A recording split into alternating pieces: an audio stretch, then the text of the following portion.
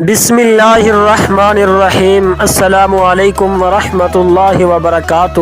پیارے ناظرین، قرآن مجید میں مختلف قوموں کے قصے بیان کیے گئے ہیں جو اللہ کے نافرمانوں کے انجام اور نبیوں کے صبر و استقامت کا مظہر ہیں۔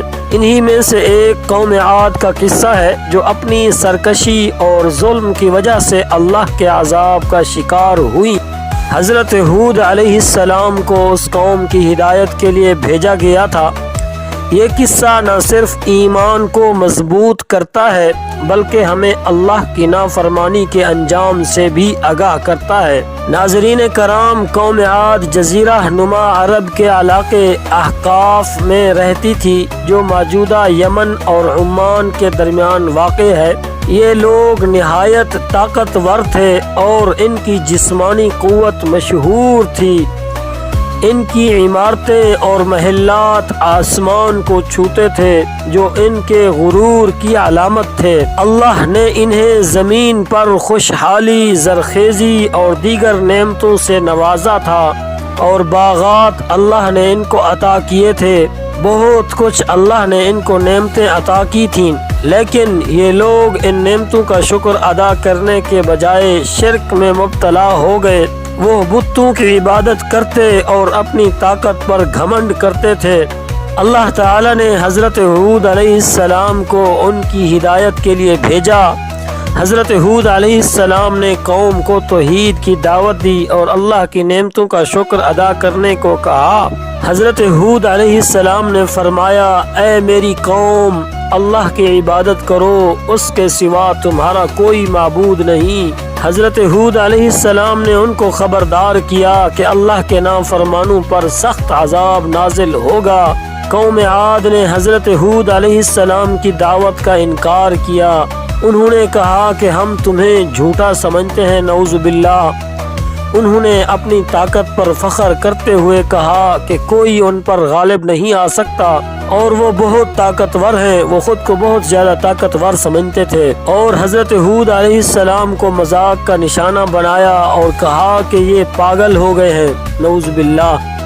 حضرت ہود علیہ السلام نے بڑے صبر اور حکمت کے ساتھ قوم کو نصیحت جاری رکھی۔ انہوں نے کہا کہ اللہ کے عذاب سے ڈرو، اللہ کے عذاب سے ڈرو، اپنی عمارتوں اور مال و دولت پر گھمنڈ نہ کرو، مظلوموں پر ظلم کرنا چھوڑ دو، اللہ سے معافی مانگو تاکہ تم پر رحم کیا جائے، زمین والوں پر رحم کرو تاکہ تم پر آسمان والا رحم کرے۔ ناظرین کرام، قوم عاد نے حضرت ہود علیہ السلام کی بات کو جھٹلایا اور اپنی سرکشی پر قائم رہے۔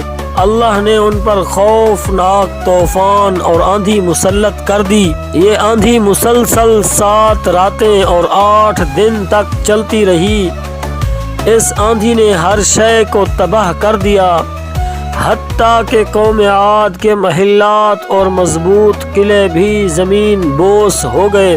قرآن مجید میں فرمایا گیا ہے، اور ہم نے ان پر ایک تیز و تند آندھی بھیجی جو ہر شے کو تباہ کر گئی۔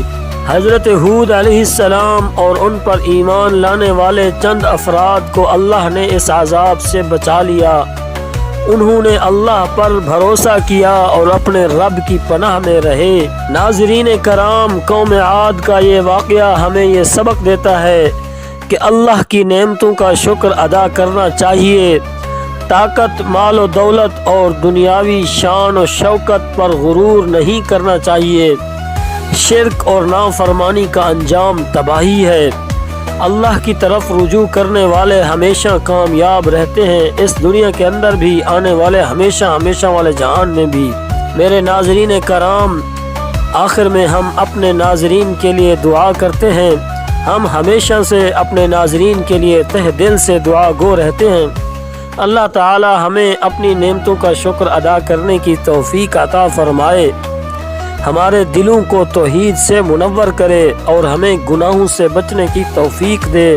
اللہ تعالیٰ سے دعا ہے کہ اللہ تعالیٰ ہمارے جتنے دیکھنے والے ہیں ان سب کو حلال، پاک اور پاکیزہ رزق عطا کرے، اور اللہ تعالیٰ ہمارے تمام دیکھنے والوں کے گھروں میں برکت نازل فرمائے۔